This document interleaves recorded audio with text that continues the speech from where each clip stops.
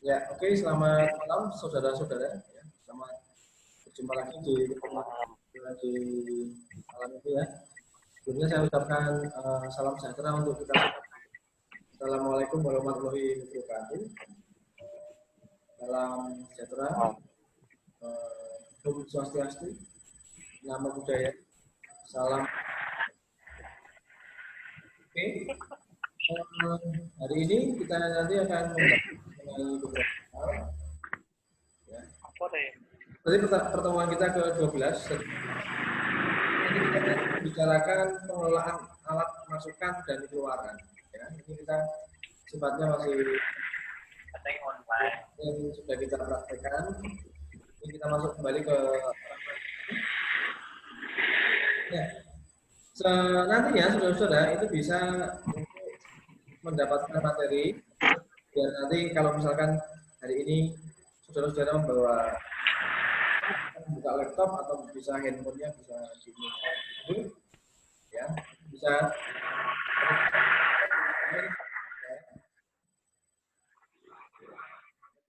melihatnya di blog saya Google ya, halaman web ini ya. Betul, Pak. Ini bisa Anda lihat di sini. Sudah saya siapkan materinya PPT.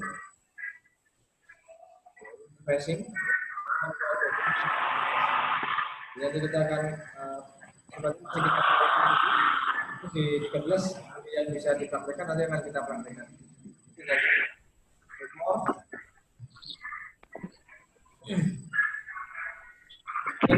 Ada klik di sini. Muncul disiapkan oleh teman-teman ya kalau misalkan nanti materi ini itu dapatkan di sini. Disiapkan nanti juga ada. Oke. Ya. Saudara nanti bisa diakses materinya di situ sehingga nanti lebih gampang. Nah, sekarang kita masuk materi, kita membahas mengenai topik itu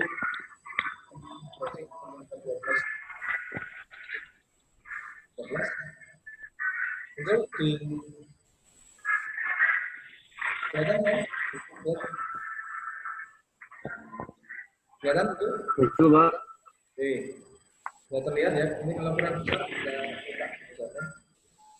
nah, ini sebenarnya masih ini mengenai yang pernah kita bicarakan sebelumnya sih ya. Ada yang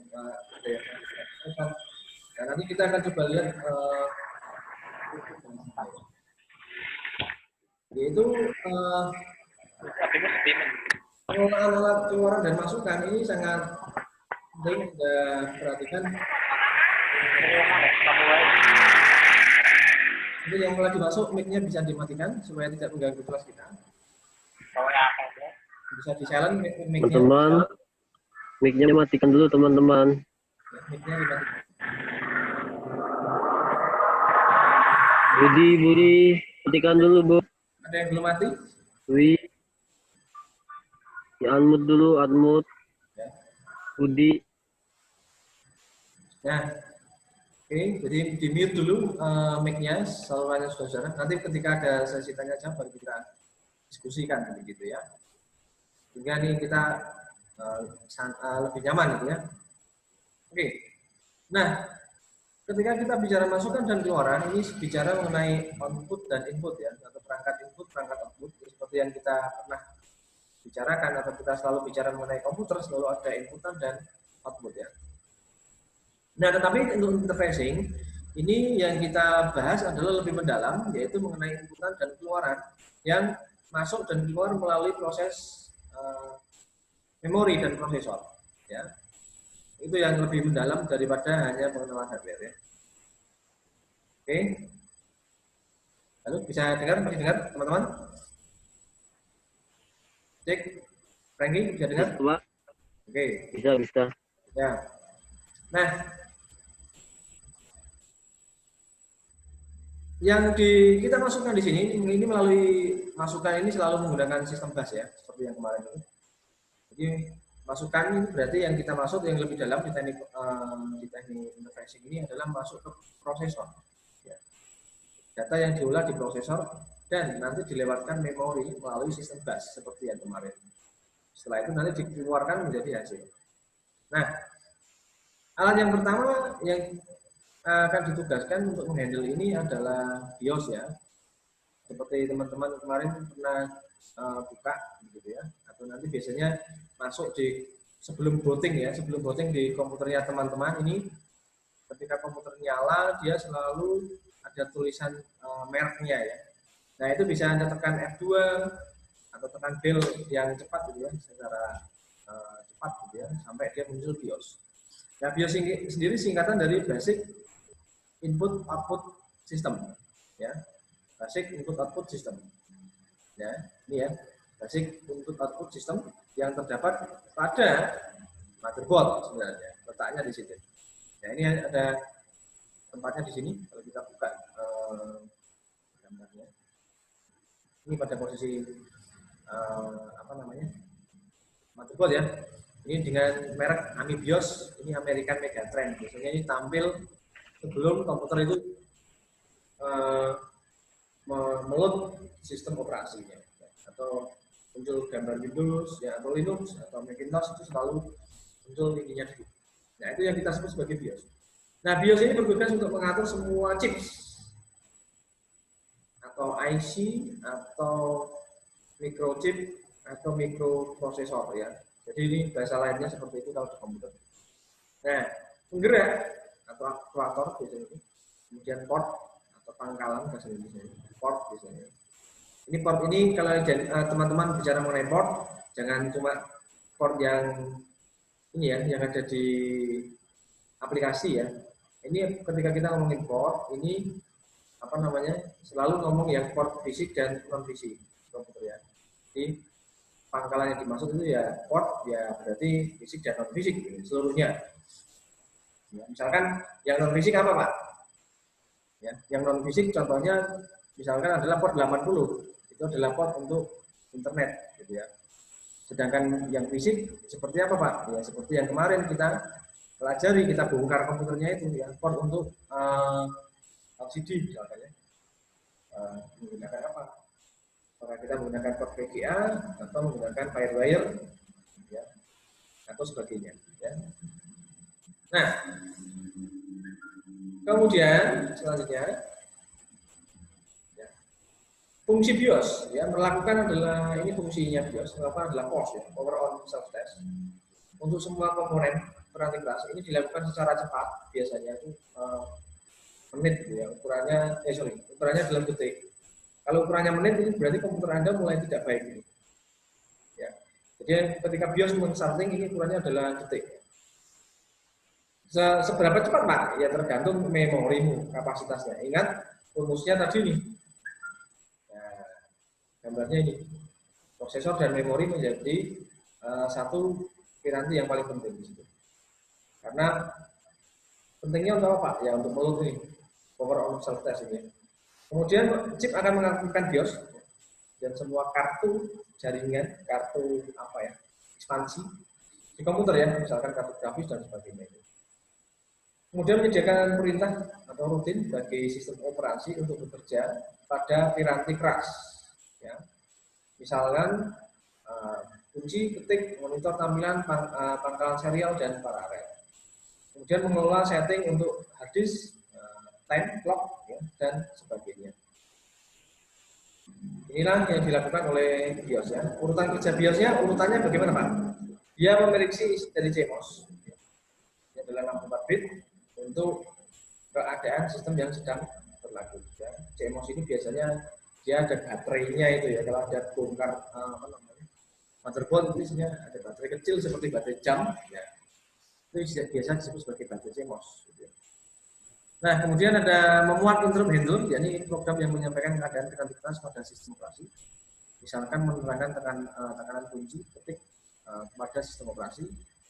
Driver, ya, driver itu Anda tahu ya, driver itu berarti apa namanya, program yang diinstalasi ketika Anda masang sesuatu. Misalkan Anda masang kartu grafis, gitu ya, tag launching gitu ya. Nah, Ini Anda pasang di slot ekspansi. Kalau Anda pasang tok, dia nggak mau berfungsi. Ya. Kalau Anda pasang tok, dia nggak mau berfungsi. Ya, untuk berfungsi gimana caranya? Adalah dengan memasang driver. Ya, mungkin saya coba sebentar kasih contoh. Misalkan alatnya ya.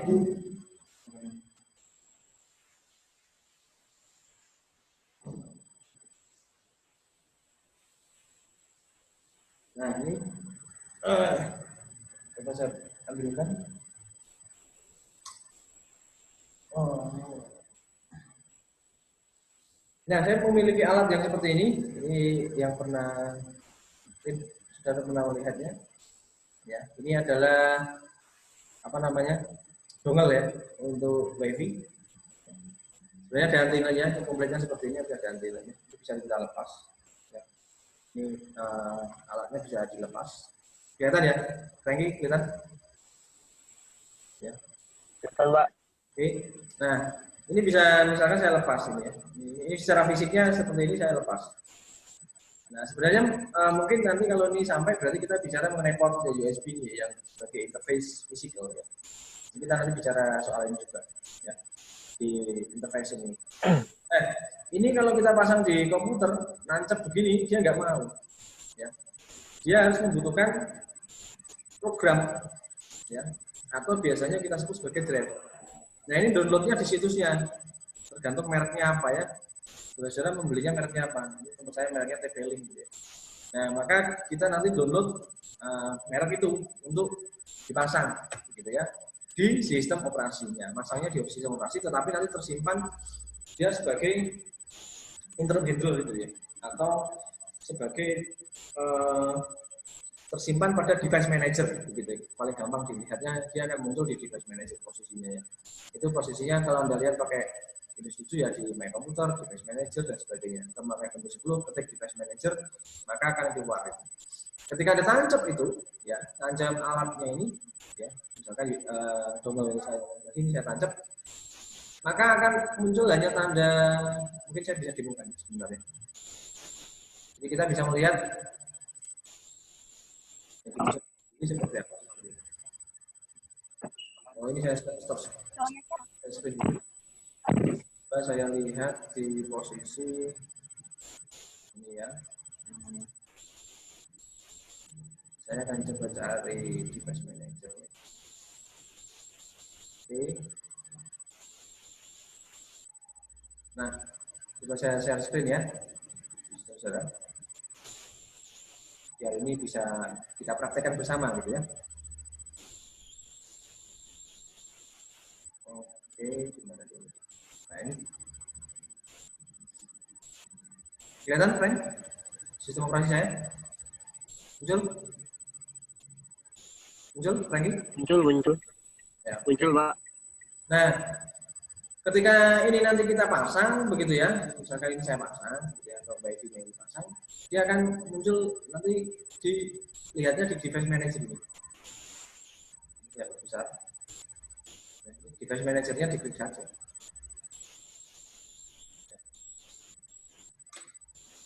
Nah, device manager ini dia akan membaca drivermu ini yang sudah kamu pasang. Nah, tetapi di pertanyaannya adalah kalau misalkan ada pertanyaan ya, apakah semuanya butuh driver, Pak? Ada Windows baru, mungkin warnanya gelap ya tempatnya. Betul ya, warnanya gelap. Iya, Pak. Oke, saya coba share screen dulu karena beda form ya, jadi harus screen. Mana dia device. Nah ini, nah letaknya di sini saudara. Ya. Jadi ketika Anda memasang hardware ini langsung terekam di sini. Ya. Jadi apapun yang Anda pasang di sini dia muncul. Ini desktopnya, VGA-nya muncul di sini, ya. DVD-nya muncul. Apa namanya VGA-nya muncul ya, VGA tabungnya garis kemudian ada ini saya pasang pakai apa namanya webcam ya, ini webcamnya Nah, tapi ada begini, ada alat-alat yang tidak selalu membutuhkan driver, atau biasa kita sebut sebagai plug and play. Ya, sebagai plug and play. Jadi dia colok langsung jalan. Nah, itu biasanya sudah tersimpan pada soft brick, ya, atau non bricknya ya. Jadi dia sudah punya library yang tersimpan di sana sehingga kita bisa memakai langsung. Ya. Kemudian untuk merek-merek mouse dan keyboard itu langsung jalan ya. Ya, kecuali mungkin PS2 ya. Kalau Anda pakai PS2, ketika komputer nyala dia sih biasanya untuk komputer Pentium 4 ya harus ikut mati dan hidupnya komputer dulu. Namun dengan interfacing USB itu langsung Anda bisa pakai cabut sesuka hatinya, nggak masalah ya.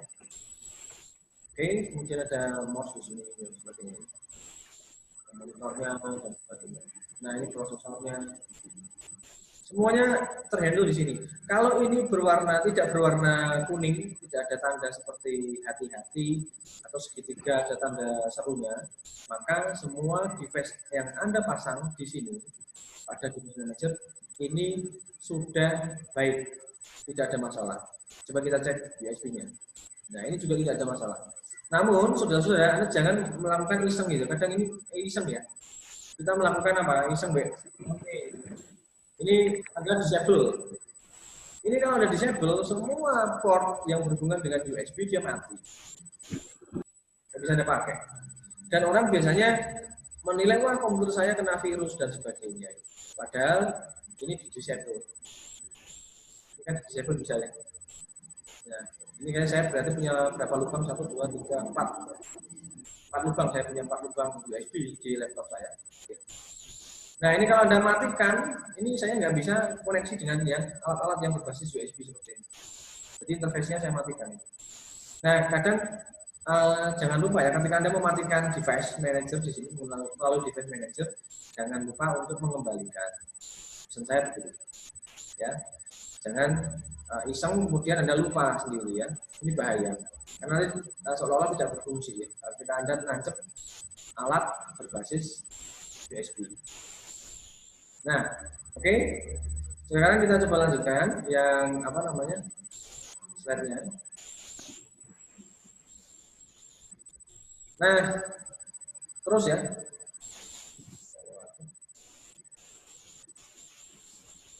Nah, ini yang tadi kita bahas mengenai driver itu. Nah, driver itu adalah penghubung antara komputer dengan alat masukan keluaran yang tidak terletak pada komputer atau biasanya motherboard ya. Nah, motherboardnya di mana Pak? Bisa di non-brick atau soft brick. Ya, di situ tempatnya. Nah, dia simpan library-nya ya. Nah, sebagai fungsi driver adalah penerjemah dari antara sinyal listrik ke piramid keras dengan bahasa pemrograman. Ya. Kemudian setelah itu sistem operasi nanti baru dia bisa memerintah alat ya melalui driver itu ya. Driver ini terpisah dari sistem operasi sehingga mudah dimutakhirkan atau diupdate ya.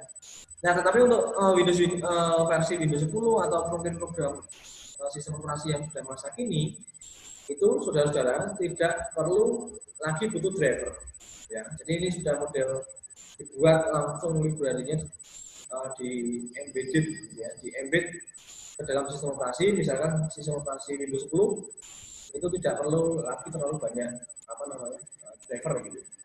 Jadi kita langsung bisa seperti plug and play. Nah, jenis-jenis masukan dan keluaran ini adalah alat masukan. Alat yang berfungsi untuk memasukkan saja seperti panel kunci, mouse, bukan mouse ini, mouse.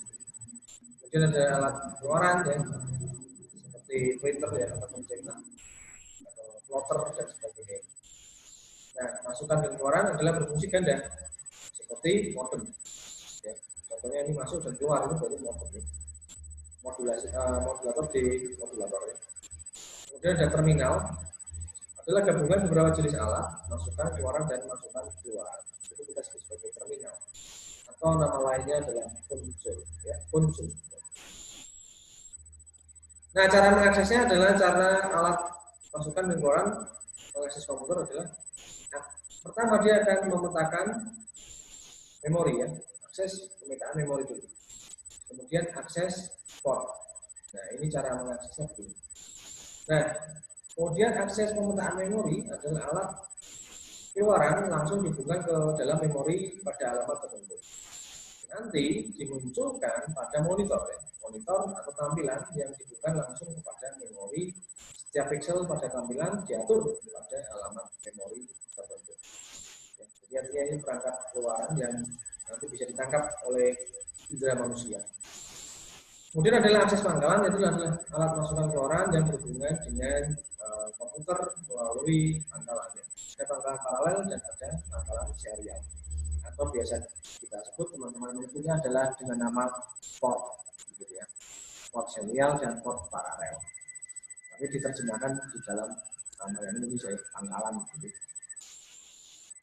Nah, oke. Lalu penyaluran datanya. Ya. Pada pengaksesan alamat masukan keluaran biasanya terjadi penyaluran data. Ya. Penyaluran data ini dapat berlangsung dalam ukuran aksara demi aksara, blok demi blok. Ya, aksara demi aksara, blok demi blok. Kemudian kalau kita bicara melalui pengenalan aksara atau huruf atau tone atau karakter, ya, dilakukan misalnya pada menggunakan password, ya, contohnya. Kemudian penyaluran blok, ya, dilakukan dalam ukuran blok seperti pada disk, gitu. Nah, disk maksudnya, ya. Nah, cara penyalurannya bagaimana, Pak? Ya, cara penyalurannya adalah satu menggunakan kabel, ya. Ini masih ingat di dalam mata kuliah jaringan kita, ada kabel dan ada nir kabel, ya. Ada kabel dan nir kabel. Ini cara saluran atau medium. Kita sebut sebagai biasanya kita sebut sebagai mediumnya apa. Gitu. Kemudian adalah saluran kabel, ya, ini berarti sinyal atau alat keluaran masukan yang terhubung ke komputer. Di prosesnya dia melalui medium kabel, ya. Yang tanpa kabel berarti melalui gelombang elektromagnetik. Nah, terus, ya, kemudian ada modulus penyiarannya. Ya. Ini adalah modul paralel dan serial. Ya. Kalau paralel, ya, secara ASCII yang dipakai, bit, ya. Kemudian yang serial itu penyalurannya digunakan adalah hanya 1 bit, ya, yang disalurkan secara utuh. Itu untuk model serial. Nah, kemudian ada sinkronisasi saluran, ya. Jadi ada penerima saluran menggunakan pewaktu atau clock, ya. Pewaktu dapat sinkron dan asinkronus, ya. Kalau sinkron seperti ini, pewaktu dapat ada penyalur pada penerima bekerja secara sinkron, sehingga bit yang disalurkan itu berjalan terus menerus. Misalkan ini dahulu, kemudian tanda mulai, dia jalannya urut seperti ini. Ya, ini kalau sinkron. Sedangkan asinkronus, dia akan modelnya seperti ini. Ini pewaktu penyalur bekerja ini tidak sinkron. Sehingga setiap kali bit pertama dan terakhir pada suatu yang disalurkan, penyalur perlu menyalurkan tanda mulai atau start. Jadi modelnya, kalau yang tadi itu langsung stopnya nunggu di belakangnya. Kalau ini tidak, start, stop, start. Gitu. Ya. Ini adalah sinkron. Nah, dapat ditambahkan dengan pemeriksa kekeliruan. Ini biasanya pada kalau kita bicara mendalam mengenai protokol TCP, ya. Ini nanti akan kita singgung kalau kita mendalami pembahasan mengenai topik TCP. Gitu. Nah, alat peluru bakunya adalah UART, ya, Universal Synchronous Receiver Transmitter, USRT, ya, Universal Synchronous Asynchronous Receiver Transmitter. Ya. Kemudian ada BSC, ya, Binary Synchronous Communication, ya. Standarnya menggunakan EIA, ya. Kemudian RS-232, 15 meter dan sebagainya, ya. Ini standar untuk alat penghubungnya. Ini sudah dari ini, ya, dari organisasi ini. Ya. Jadi dia menetapkan jarak-jaraknya ini dari organisasi ini. Ya. Nah, oke, saudara-saudara, sampai di sini mungkin ada paham, ya? Ini sampai waktu kita dibatasi 10 menit ini dari Zoom-nya. Paham, Pak. Oke. Yang lain gimana? Yang lain bisa ambil diskusi. Ini Cip. Yang lain, saudara-saudara. Yang lain? Oke, cukup paham ya? Ya, Mbak. Oke, chip bisa lanjutkan. Ini yang berupa chip atau IC biasanya begitu. Ya, ini mengubah sinyal paralel menjadi digital dan sebaliknya, gitu ya. Serial, serial, serial paralel, gitu. Nah, isinya adalah biasanya menampung data, tapi yang ditampung itu datanya sangat kecil ya, dan data yang besar. Nah, tapi kita membahas mengenai penampung data. Jika data yang disalurkan tidak dapat langsung diterima, maka data itu dapat ditampung dulu untuk kemudian nanti diterima. Ini istilahnya yang kita sebut sebagai buffer. Ya, ini memori yang kalau kita berkaitan dengan buffer pasti selalu berkaitan dengan memori, gitu ya. Pasti begitu. Karena alat atau sarana utama dari buffering adalah memori. Ya. Contohnya kalau Anda nge-print, gitu ya. Jadi Anda nge-print banyak, itu diantarkan pada sistem buffer. Atau Anda memindah data dari piringan hard disk dari komputer masuk ke piringan fisik ya, berupa DVD, VDR. Gitu. Oke, saya coba lanjut dulu ya. Nanti kita lepaskan ada tengahnya. Nah, kecepatan penyalurannya itu dihitung dengan bit per detik atau Mbps, megabit per detik. Ya. Nah, berapa Pak bit per detiknya? Itu ada waktunya di sini, 300 menit, 200 menit. Ini sama dengan itu ya. Nah, yang kita harapkan dari sebuah modul yang ditransmisikan gitu ya, melalui berbagai perangkat interface, ya, interfacing, itu tidak memiliki satuan yang lebih dari menit, saudara-saudara. Jangan sampai jam, ya itu jarang kita pakai ukuran itu. Ya.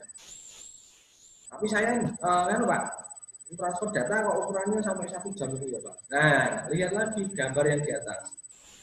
Prosesor, memorinya, ya bagaimana.